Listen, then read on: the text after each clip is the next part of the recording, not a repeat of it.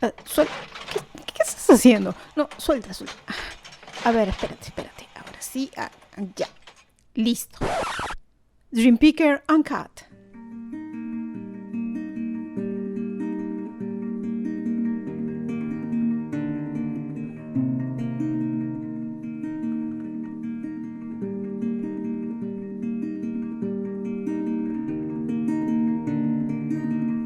Hey, si me escuchas desde el otro lado de Canadá, te habrás enterado que estoy contando cosas desde la provincia de Quebec.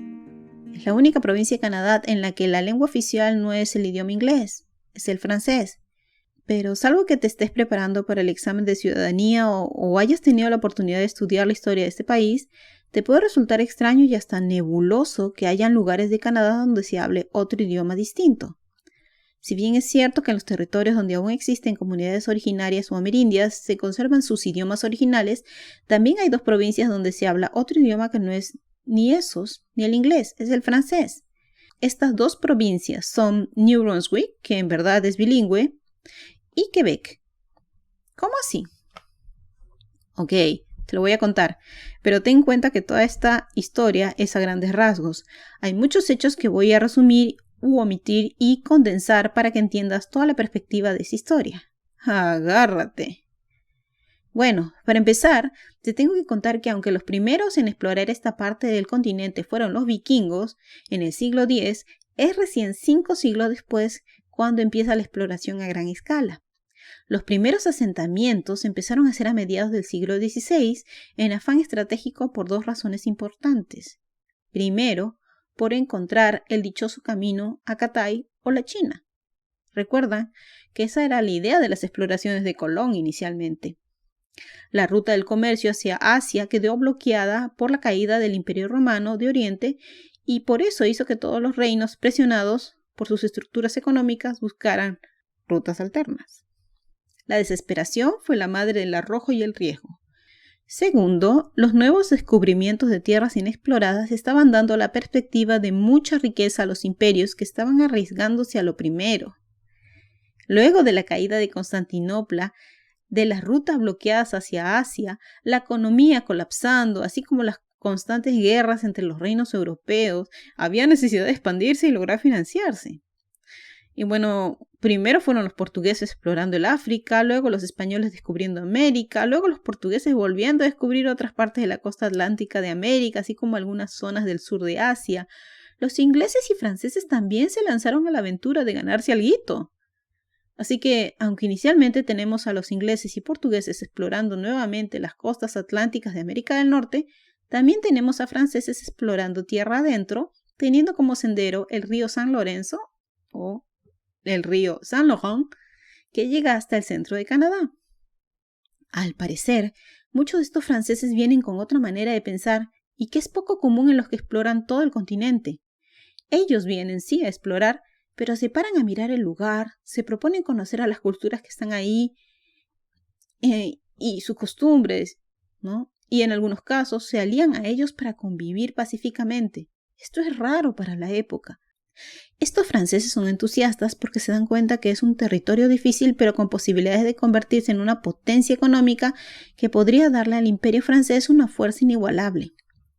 Muchos se quedaron y se hicieron colonos, construyeron villas, ciudades, hicieron negocios rentables. Era prometedor, salvo que para los reyes franceses de aquellas épocas no lo consideraran tal cual. Estos territorios nuevos no tenían mucho oro, pues. Solo tenían pieles y maderas finas. Pero pucha, ce n'est pas le Pérou.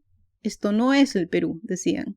Porque bueno, los españoles se habían sacado el premio gordo con la zona sur de América, rica en oro, plata y otros minerales. Ce n'est pas le Pérou es una frase que incluso ahora usan para decir que algo no es así de espectacular, complicado o inalcanzable. Decepcionados, estos estaban ocupados en ser reyes, en sus peleas en el continente con otros reinos y sus intrigas palaciegas. Mal que bien lograron hacer algo por las colonias francesas de ultramar, entre ellas esta, a la que llamaron Nueva Francia. Nombraron funcionarios que la ayudaron a organizarse más o menos bien, enviaron gente a vivir ahí, pero también les agobiaron con la desidia, funcionarios corruptos e impuestos innecesarios. Como cherry al helado, fue cuando al final de la Guerra de los 7 años el rey Luis XIV les dio a los ingleses Nueva Francia a cambio de conservar otras pequeñas colonias de ultramar. Chale, no sabes lo depre que se pusieron los quebecos. ¿Cómo pues su rey al que tanto amaban, a pesar de lo mal que los reyes franceses habían tratado a Nueva Francia, les hacía esta vaina de abandonarlos? Los ingleses, que ya les habían estado mirando con hambre durante décadas, no perdieron el tiempo en caerles encima. Algunos, como los franceses de las regiones cercanas al Atlántico, los acadiens, fueron expulsados en masa hacia las 13 colonias inglesas. Otros lucharon en las pequeñas ciudades y pueblos, como Quebec y Montreal, con obvio fracaso. Incluso hasta el último, muchos quebecos esperaron los refuerzos de Francia, que nunca llegaron. La depre, dije. En menos de un año, los ingleses se hicieron de la región al completo. Esto fue más o menos por 1760. Entonces, como parte de las negociaciones de rendición, los quebecos dijeron: Ok, nos peleamos más, aceptamos esta suerte, pero ¿es posible conservar nuestro idioma, religión, propiedades y un poquito de nuestro sistema judicial? Y los ingleses dijeron: Yeah, why not? Bajo el dominio inglés, Quebec prosperó discretamente y los acadiens regresaron, los que pudieron, a sus ciudades en la costa atlántica. Encima, cuando las 13 colonias inglesas se rebelaron y ganaron su libertad, muchos leales a la corona huyeron hacia estos territorios. La vida da vueltas. Para conservar su idioma y religión, los quebecos se pegaron mucho a su iglesia y a sus instituciones culturales y sociales. Siendo una región agrícola, las familias eran numerosas, con más de 10 hijos, porque se requería mano de obra para el campo. Casi siempre he encontrado gente que me ha contado que el cura de la parroquia visitaba la casa con regularidad y amonestaba a la madre cuando no estaba encinta. Esto solo lo escucho en comunidades muy pobres de mi país de origen, Perú. Y esto puede darte una idea del nivel económico de la población francófona y de la necesidad de una prole grande. Y bueno, crescas van, crescas vienen, y los quebecos, que inicialmente fueron mayoría en esa zona del norte de América, fueron quedando relegados por el inmenso crecimiento de la población anglófona. Y la relación con esta no fue nunca cordial. Muchas veces los francófonos tuvieron que pelear por su derecho a conservar su cultura y a tener un lugar igualitario en la sociedad canadiense. Y siguen en esto, por cierto. Hay comunidades francófonas en todo el país que de tanto en tanto sufren las consecuencias de gobiernos que a veces se olvidan de ellos. Una cultura que para el anglófono puede parecer extraña y medio snob. Pero hay que recordar que si bien Quebec habla francés, hay ya mucho de su cotidianeidad que ya no es francesa para nada. Es una francofonía con costumbres inglesas. Ay, no se los hagan notar que les da mucho susto. Este apego a la iglesia se rompió con la Revolución Tranquila, pero las otras tradiciones siguen en pie, quizás con menos fuerza.